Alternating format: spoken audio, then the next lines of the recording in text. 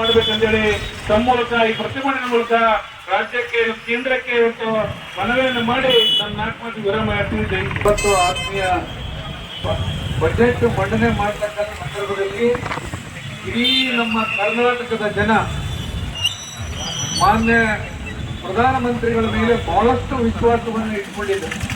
ಯಾಕೆಂದ್ರೆ ಇಲ್ಲಿ ಸ್ಥಳೀಯವಾಗಿ ನಾವು ಕಾಂಗ್ರೆಸ್ ಪಕ್ಷದ ಅಧಿಕಾರ ಇದ್ದಾಗ್ಯೂ ಕೂಡ ಏನಾದರೂ ಈ ಸಾರಿ ಪ್ರಧಾನಮಂತ್ರಿಗಳು ನಮಗೆ ಹೆಚ್ಚು ಅನುದಾನವನ್ನು ಕೊಡ್ತಾರೆ.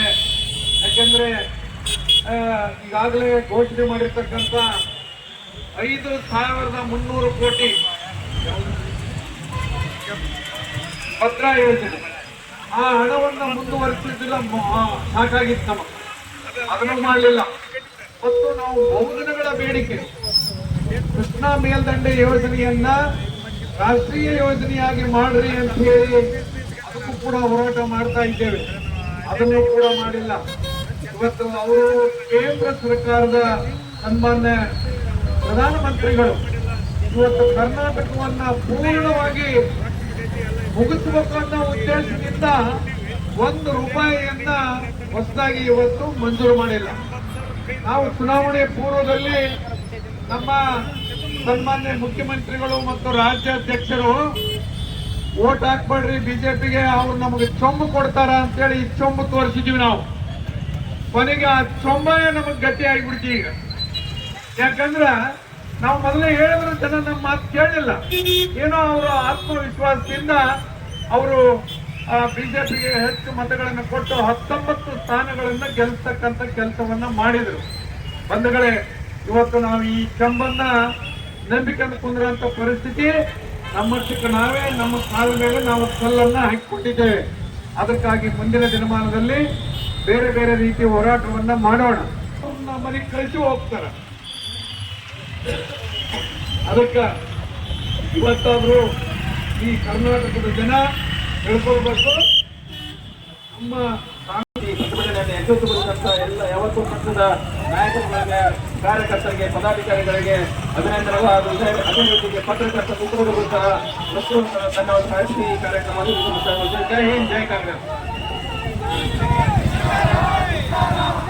ಧಿಕ್ಕಾರ ಧಿಕ್ಕಾರ ಭ್ರಷ್ಟ ಕೇಂದ್ರ ಸರ್ಕಾರಕ್ಕೆ, ಭ್ರಷ್ಟ ಬಿಜೆಪಿ ಸರ್ಕಾರಕ್ಕೆ, ದೇಶವನ್ನು ಒಳ್ಳೆಯ ನೀತಿ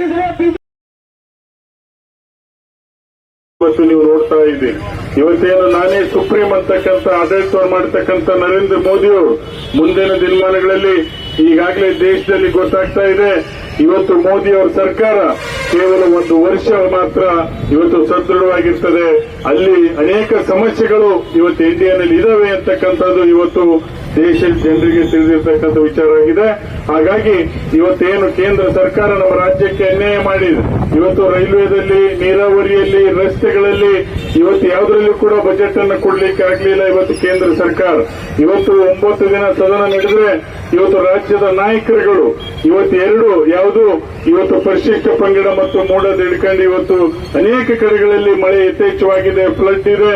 ಇವತ್ತು ಅದರ ಬಗ್ಗೆ ಚರ್ಚೆ ಮಾಡಲಿಕ್ಕೆ ಬಿಜೆಪಿಯವರ ಕಡೆಯಿಂದ ಆಗಲಿಲ್ಲ. ಇವತ್ತೇನು ಬಾವಿ ಬೀಳೋ ಮುಖಾಂತರ ಸದನವನ್ನ ಇವತ್ತೇನು ಅವ್ರೇನೋ ದೊಡ್ಡ ತಪ್ಪು ಮಾಡಿದ್ದಾರೆ ಅಂತಕ್ಕಂಥ ಮಾತನ್ನ ತೋರಿಸಿಕೊಳ್ಳಿಕ್ಕೆ ಹೋಗಿ ಇವತ್ತು ಅವರೇ ಇವತ್ತು ತೆಗ್ಗಿ ಬಿದ್ದಿರ್ತಕ್ಕಂಥದ್ದು ತಾವೆಲ್ಲರೂ ಕೂಡ ನೋಡ್ತಾ ಇದ್ರಿ. ಮಾನ್ಯ ಮುಖ್ಯಮಂತ್ರಿಗಳಂತ ಸನ್ಮಾನ್ಯ ಸಿದ್ದರಾಮಯ್ಯ ಸಾಹೇಬ್ರವರು ನಿನ್ನೆ ಪತ್ರಿಕಾಗೋಷ್ಠಿಯನ್ನು ಮಾಡಿದ್ದಾರೆ.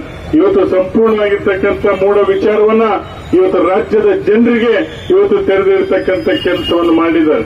ಹಿಂದೆ ಅನೇಕ ಬಿಜೆಪಿ ನಾಯಕರುಗಳು ಕೂಡ ಆ ಮೂಢದಲ್ಲಿ ಇವತ್ತೇನು ನಿವೇಶನಗಳು ಹೊಂದಿರತಕ್ಕಂಥ ಜಾತಕವನ್ನು ಬಿಟ್ಟಿರ್ತಕ್ಕಂಥ ಕೆಲಸವನ್ನು ಮಾಡಿದರೆ ಇವತ್ತು ಮುಂದಿನ ದಿನಮಾನಗಳಲ್ಲಿ ರಾಜ್ಯದಲ್ಲಿ ಅಷ್ಟೇ ಅಲ್ಲ ದೇಶದಲ್ಲಿ ಕೂಡ ಇವತ್ತೇನು ಕಾಂಗ್ರೆಸ್ ಪಕ್ಷದ ನೇತೃತ್ವ ಸರ್ಕಾರ ಜನರು ಇವತ್ತಾಲೆ ಹೆಚ್ಚು ಇವತ್ತೇನೋ ಒಂದು ಕಡೆ ಮೊನ್ನೆ ನಡೆದಂತಹ ಲೋಕಸಭಾ ಚುನಾವಣೆಯಲ್ಲಿ ಏನೋ ಒಂದು ತಪ್ಪು ಮಾಡಿದ್ದೇವೆ ಅಂತಕ್ಕಂಥ ಮಾತನ್ನ ಇವತ್ತು ಮತದಾರ ಬಂಧುಗಳಲ್ಲಿ ಬರ್ತಾ ಇದೆ.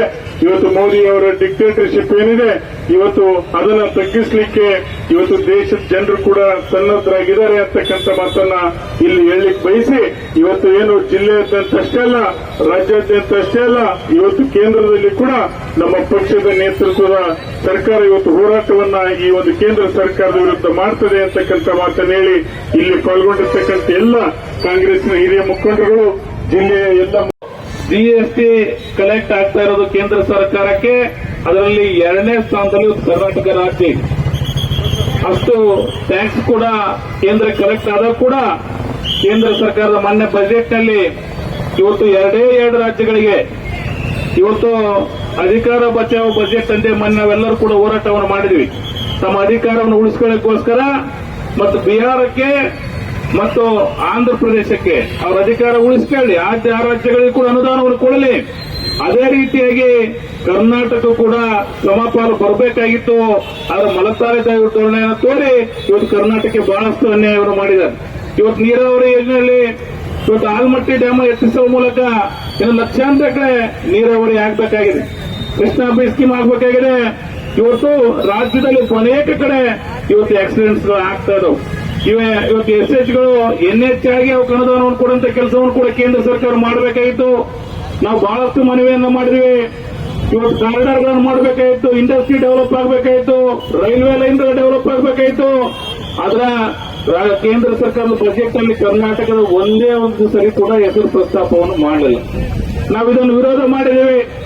ಇವತ್ತು ರಾಜ್ಯದಲ್ಲಿ 17 ಜನ ಇವತ್ತು ಬಿಜೆಪಿ ಸಂಸದರಿದ್ದಾರೆ, 2 ಕಾಂಗ್ರೆಸ್, ಇವತ್ತು JDS ಸಂಸದರಿದ್ದಾರೆ. ಅವರು ಎಲ್ಲರ ಬಾಯನ್ನ ಬಿಜೆಪಿ ಸಂಸದರ ಬಾಯನ್ನ ಬಿಜೆಪಿ ಮ್ಯೂಟ್ ಮಾಡಿಬಿಟ್ಟೆ, ಬಾಯ ತೆಗೆಯಂಗಿಲ್ಲ. ಕರ್ನಾಟಕದಿಂದ ಆಯ್ಕೆಯಾಗಿ ಹೋಗ್ತಾರ, ಆದ್ರೆ ಕರ್ನಾಟಕಕ್ಕೆ ಅನ್ಯಾಯ ಆದ್ರೂ ಕೂಡ ಒಂದೇ ಒಂದು ಮಾತನ್ನು ಕೂಡ 19 ಸಂಸದರು ಇವತ್ತು ಎತ್ತಾ ಇಲ್ಲ. ಮುಂದಿನ ದಿನಗಳಲ್ಲಿ ಜನ ಅವರಿಗೆ ತಕ್ಕ ಪಾಠವನ್ನು ಕಲಿಸ್ತಾರೆ. ಇವತ್ತು ಕೇಂದ್ರ ಸರ್ಕಾರಕ್ಕೆ ನಾವು ಕೂಡ ಒತ್ತಾಯವನ್ನು ಮಾಡ್ತೇವೆ. ಈ ಮಲತಾಯಿ ಧೋರಣೆಯನ್ನು ರಾಜ್ಯ ಸಹಿಸಲ್ಲ. ನೀವು ರಾಜ್ಯಕ್ಕೆ ಬರಬೇಕಾದ ನ್ಯಾಯಯುತ ಅನುದಾನ ಕೊಡಬೇಕು. ಕೊಡದೇ ಇದ್ರೆ ಇವತ್ತು ಸಂಸತ್ನಲ್ಲಿ ಕೂಡ ಮತ್ತು ಹೊರಗಡೆ ಕೂಡ ಕಾಂಗ್ರೆಸ್ ಪಕ್ಷ ಉಗ್ರವಾಗಿ ಹೋರಾಟವನ್ನ ಮಾಡುತ್ತೆ ಅನ್ನೋ ಮಾತನ್ನು ಕೂಡ ಈ ಸಂದರ್ಭದಲ್ಲಿ ಹೇಳಿ, ಇವತ್ತು ಯಾವುದೇ ಕೂಡ ಈ ತಾರತಮ್ಯವನ್ನು ಸಹಿಸಲ್ಲ, ಮುಂದಿನ ದಿನ ಸರಿ ಮಾಡಬೇಕಂತೇಳಿ ತಮ್ಮ ಮೂಲಕ ಈ ಪ್ರತಿಭಟನೆ ಮೂಲಕ ರಾಜ್ಯಕ್ಕೆ ಕೇಂದ್ರಕ್ಕೆ ಇವತ್ತು ಮನವಿಯನ್ನು ಮಾಡಿ ನನ್ನ 4 ಮಾತಿಗೆ ವಿರಾಮ ಹೇಳ್ತೀನಿ. ಜೈ ಹಿಂದ್.